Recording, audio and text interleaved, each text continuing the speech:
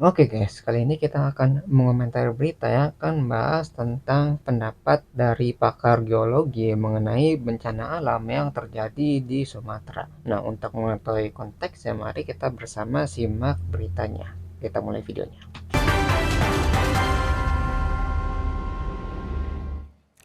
Saudara, Anda masih menyaksikan Breaking News Kompas TV bersama saya Niputu Trisnanda. Bencana banjir bandang dan juga longsor ini menimpa daerah Aceh hingga ke kawasan Sumatera.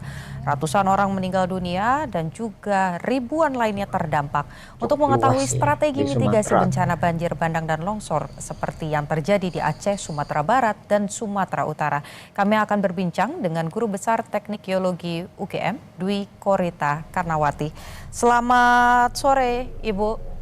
Dengan Putu Kompas TV. Halo. Ibu, terkait dengan bencana ekologis yang terjadi di Aceh dan juga Sumatera. Sebelumnya pemerintah bilang bahwa penyebabnya adalah cuaca buruk dan juga curah hujan yang cukup tinggi. Kalau melihat apa yang terjadi dengan banyaknya titik banjir dan juga longsor, apakah satu-satunya penyebab ini memang karena curah hujan yang juga cukup tinggi, Bu? Penyebabnya cukup kompleks. Ya, Tidak kompleks ada berarti banyak penyebab hal ya. tunggal. Sebetulnya, Banyak seandainya faktornya. tidak terjadi curah hujan tinggi, kondisi alam di wilayah Sumatera Utara, Aceh, Sumatera Barat, dan sekitarnya, itu karena kondisi tektonik dan geologinya merupakan jalur patahan sesar semangko dan beberapa patahan-patahan lainnya, mengakibatkan lereng-lereng pada pegunungan atau perbukitan tersebut rapuh, rentan untuk bergerak longsor, dan longsoran-longsoran tersebut Dari tanahnya akan tuh ya. membendung. Kecenderungannya tuh membendung sungai-sungai. Alur-alur sungainya di arah hulu, di daerah atas hulu itu sempit-sempit. Itu khas daerah tektonik aktif, jalur-jalur retakan. Bendungan-bendungan tadi dari longsor itu akan menahan curah hujan. Apabila curah hujannya itu sangat tinggi, maka bendungan itu jebol sebagai banjir bandang. Namun kondisi alamiah ini diperparah dengan adanya gangguan lingkungan juga. Oh, iya, Jadi faktor sebetulnya manusianya meskipun juga ada secara ya. alamiah lereng perbukitan pegunungan di sana itu memang rentan longsor, rentan banjir bandang, rentan banjir, tetapi juga dipicu oleh satu faktor alam, yaitu memang curah hujannya sangat lebat. Hujan yang harusnya turun 1 bulan itu hanya turun 1 hari, ya, Berarti dan deras itu sekali itu terjadi ya. beberapa hari. Kemudian juga ada faktor yang non alamiah, antara Faktor lain, manusianya. misalnya lahan semakin terbuka, ada hutan semakin terbuka. Jadi sangat Deforestasi yang sangat rusak hutannya. kombinasi antara alam dan efek dari manusia. Demikian. Jadi dari tanahnya itu emang rentan longsor ditambah dengan curah hujan yang tinggi, akhirnya nggak terbendung dan ditambah lagi dengan kerusakan lingkungan. Jadi itu double-double tuh ya. Jadi nggak cuma satu faktor, tapi berbagai faktor yang terjadi di saat yang bersamaan menyebabkan bencana alam seperti ini yang terjadi di Sumatera. Ya, jadi banyak faktornya tuh. Prestasi ini juga berpengaruh cukup besar ya untuk banjir dan juga longsor di 3 wilayah ini. Betul, bahkan ada beberapa penelitian yang menunjukkan korelasi antara terbukanya lahan dengan Oh ya, ada kenaikan hubungannya tuh ya. suhu permukaan, suhu udara permukaan. Dan hal itu korelatif dengan semakin meningkatnya dampak perubahan iklim. Jadi dampak perubahan iklim itu selain tadi suhu meningkat ya, yang mengakibatkan perubahan iklim kan kenaikan suhu tadi. Dan itu juga dipicu oleh makin terbukanya lahan. Makin terbuka, maka perubahan iklim akan semakin berdampak serius. Antara lain terindikasi dari curah hujan yang akan semakin meningkat, dan itu sudah terbukti ada peningkatan curah hujan 10 tahun terakhir, bahkan 30 tahun terakhir peningkatan secara eksponensial.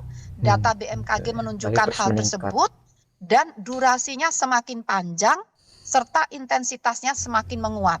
Data BMKG menunjukkan hal itu dan bahkan juga kejadian siklon tropis akan semakin sering dan itu sudah terjadi, bahkan terjadi beberapa anomali.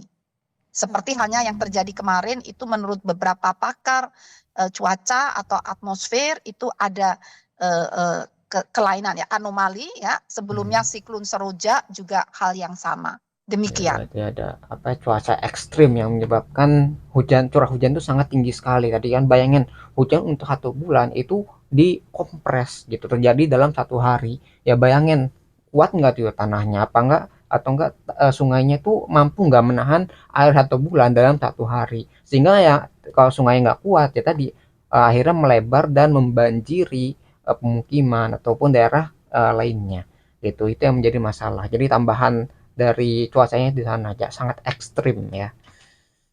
Bu, kalau kita lihat wilayah yang kemudian terdampak selain ini memang meluas begitu ya, daerah yang terdampaknya ada di 3 provinsi dan ini juga cakupannya sangat luas, kemudian yang terdampak juga cukup banyak, bahkan juga sangat destruktif di mana kita lihat Sangat banyak merusak. rumah-rumah yang akhirnya terbawa bukan hanya lumpur tapi juga ada gelondongan kayu. Duh, Kalau ya, melihat gelondongan yang kayu terjadi juga. ini, bukan hanya air yang turun, bukan hanya lumpur saja yang turun, tapi juga ada gelondongan kayu. Apakah ini menandakan adanya deep seated landslide atau longsor dalam yang jarang terjadi di masa lalu? Banyak Dari sekali itu ya. penelitian yang Gelondongan pernah kami kayunya. lakukan, benar demikian. Hmm. Jadi gelondongan-gelondongan atau kita harus hati-hati ya, harus kita amati benar-benar. Kayunya itu rapih, terpotong dengan rapi, atau Iya. ada akar-akarnya. Ada Nah, kalau karakteristik ada dari akar-akarnya gelondongannya. itu berarti akibat longsor. Jadi pohon-pohon itu pernah terjadi tahun 2003 di Taman Nasional Gunung Leuser. Kebetulan kami saat itu juga terlibat dalam kajian. Itu kebetulan di situ zona patahan aktif, terjadi beberapa kali guncangan gempa ya, dan mengakibatkan titik-titik longsor yang jumlahnya puluhan, dan kayu-kayu itu terseret, membendung sungai, dan bendung itu jebol setelah curah hujan tinggi. Tapi kalau kayu-kayunya itu rapi, gelondongan, kan bisa dibedakan itu. Kelihatan dipotong-potong. Nah, itu berarti ulah manusia gitu.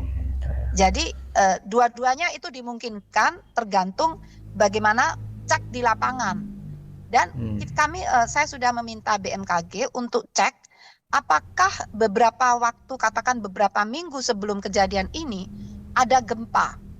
Kalau ada gempa seperti yang terjadi di tahun 2003, hanya kekuatannya 3, manusia tidak merasakan, tapi tanah itu rontok semua menjadi longsor, menyeret kayu-kayu tadi. Jadi perlu diperhatikan dengan seksama. Jadi terus terang saya tidak bisa berkomentar apakah itu manusia atau alam, tapi kriterianya seperti itu. Karena saya kan belum melihat di lapangan seperti itu. Tapi kriterianya kalau itu rapi, ya itu ulah manusia. Tapi kalau busuk ya, kemudian ada akar-akarnya, itu berarti dampak dari longsor tadi. Dan itu sering terjadi, seperti di mana Wasior, Papua, juga hal yang sama.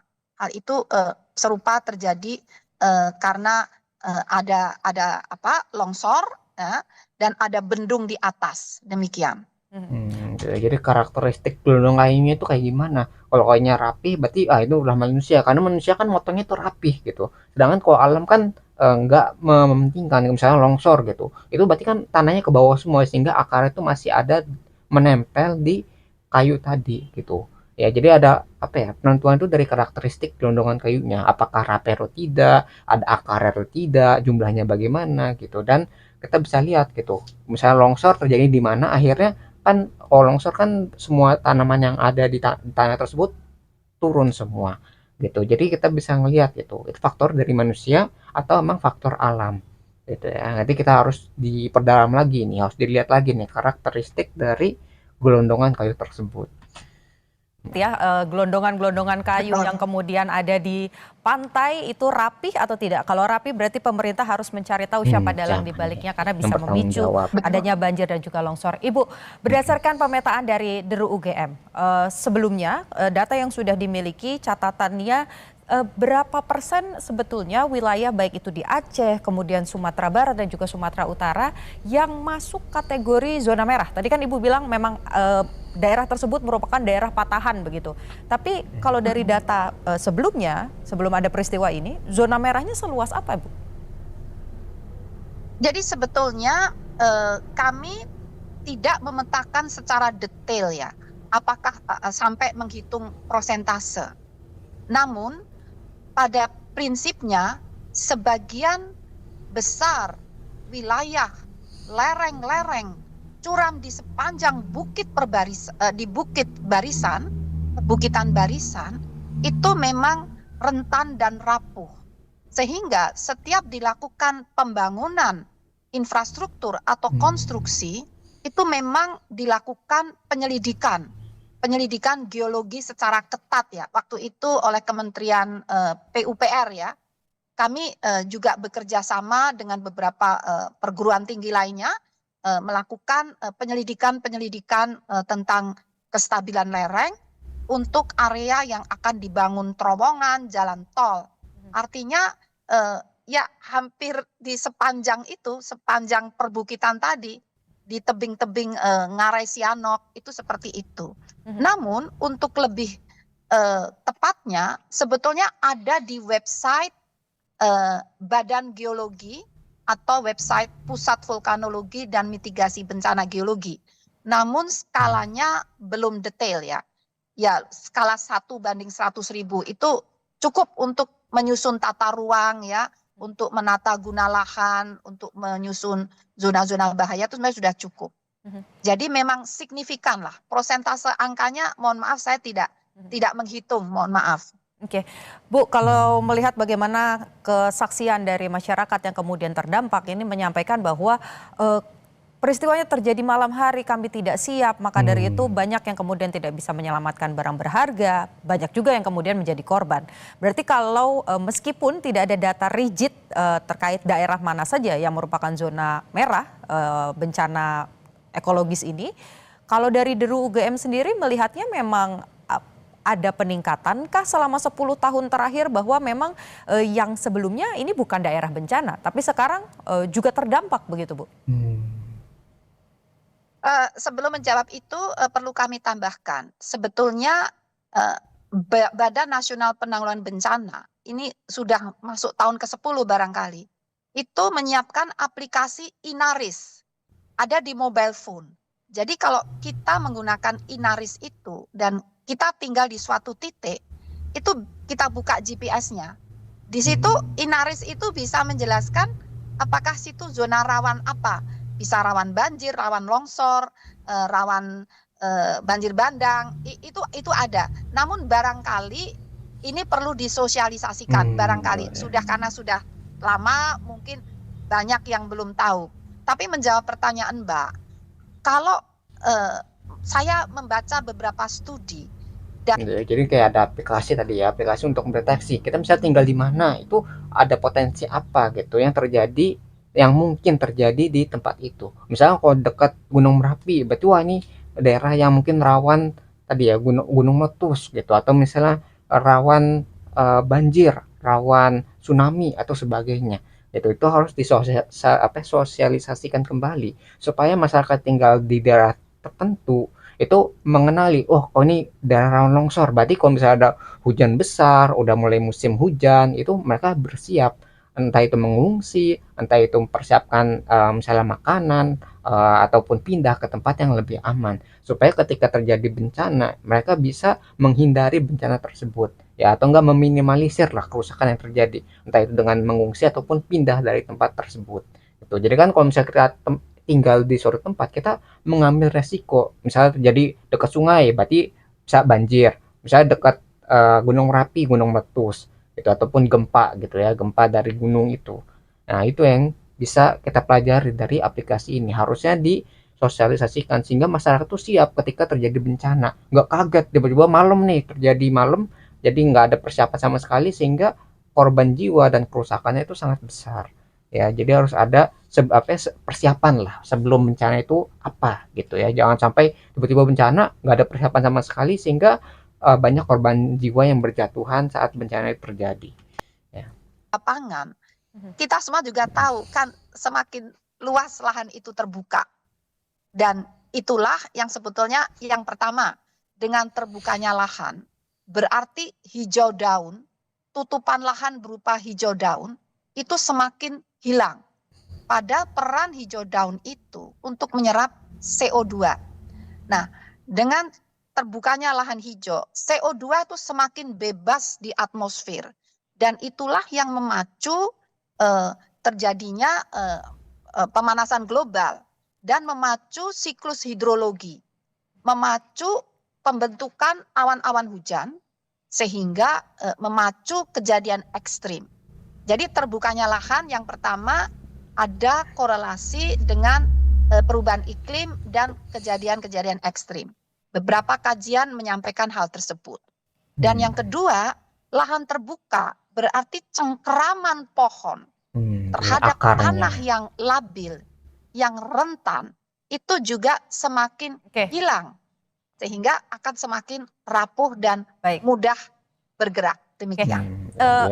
Jadi ketika tanahnya tadi nggak ada pohon, nggak ada akar yang mencengkram atau menahan tanah tadi, akhirnya tanah itu bisa bergerak ketika curah hujannya sangat tinggi. Atau misalnya ada perubahan, misalnya awalnya hutan yang pohonnya itu tinggi, akarnya kuat sampai menembus ke dalam, diganti ke misalnya kebun sawit. Itu kalau misalnya kebun sawit itu kita lihat ya kan itu ada jarak-jaraknya. Itu kan jadi jarang kan. Terus akarnya juga bukan akar yang tunggang yang menembus sampai dalam, tapi akar serabut. Itu juga menjadi faktor juga. Ya, nggak cuma kerusakan hutan, tapi ketika hutan itu dialih fungsikan, ya ke misalnya jadi perkebunan gitu, itu juga bisa menambahkan kerusakan. Yang awalnya mungkin longsor bisa dicegah gitu, gara-gara hutannya masih terjaga. Tapi gara-gara diubah, ada penebangan hutan, ada kerusakan lingkungan, akhirnya bisa terjadi longsor. Nah, kalau udah longsor terjadi, itu bisa menyebabkan misalnya longsornya terjadi di sungai. Nah, sungainya jadi mampet. Nah, ketika mampet nanti airnya nggak mampu mengalir dengan baik. Ketika nggak mampu mengalir dengan baik, akhirnya membanjiri daerah sekitarnya. Jadi gara-gara satu faktor ke faktor lainnya, ditambah faktor lainnya, akhirnya berkumpul tuh jadi satu. Dari lingkungannya, dari cuacanya, dari segala macam yang terjadi di satu tempat di saat yang bersamaan sehingga bencana itu terjadi. Ya. Saja untuk mengakhiri perbincangan kita sore hari ini. Jadi mitigasi apa yang atau hal apa yang harus dilakukan supaya bencana ekologis ini tidak terjadi lagi di 3 wilayah? Singkat saja, Bu. Kita jaga lingkungan. Jangan merusak lingkungan. Pakai segala cara untuk menjaga lingkungan, tata ruang dibenahin, ditetapkan peraturan yang ketat untuk tata ruang demi menjaga lingkungan dan lingkungan akan menjaga kita. Terima kasih. Oke, baik, terima kasih pakar geologi lingkungan dan juga kebencanaan dari UGM, Dwi Korita. Terima kasih Ibu sudah berbincang dengan Kompas TV. Ya, jadi sana bagus ya, kayak kita jaga lingkungan dan lingkungan akan menjaga kita. Gitu ya. Jadi ketika kita lingkungannya bagus gitu, itu akhirnya bisa preventif, bisa mencegah bencana misalnya banjir ataupun longsor.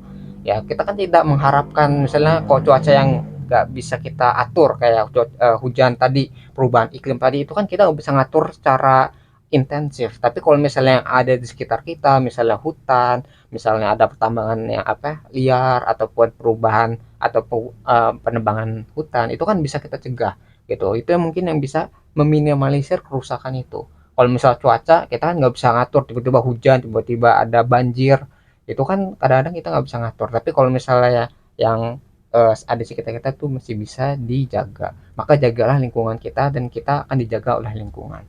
Terus setidaknya tidak memperparah, bisa meminimalisir kerusakan yang ada dari misalnya hujan yang besar tadi gitu ya. Walaupun nggak bisa dicegah secara sepenuhnya gitu, nggak 100%, tapi kalau misalnya hanya 25% sehingga kerusakannya tuh bisa diminimalisir ya gitu. Itu Itu mungkin yang bisa kita pelajari dari berita ini mengenai ini ya, pendapat dari pakar geologi tentang bencana yang terjadi di Sumatera. Nah, mungkin kalau kalian tertarik dengan sumber beritanya, link sudah saya cantumkan di deskripsi video. Mungkin sekian yang bisa saya sampaikan. Semoga video bisa bermanfaat. Kurang lebih ya mohon maaf. Kita ketemu lagi di pembahasan selanjutnya. Insya Allah.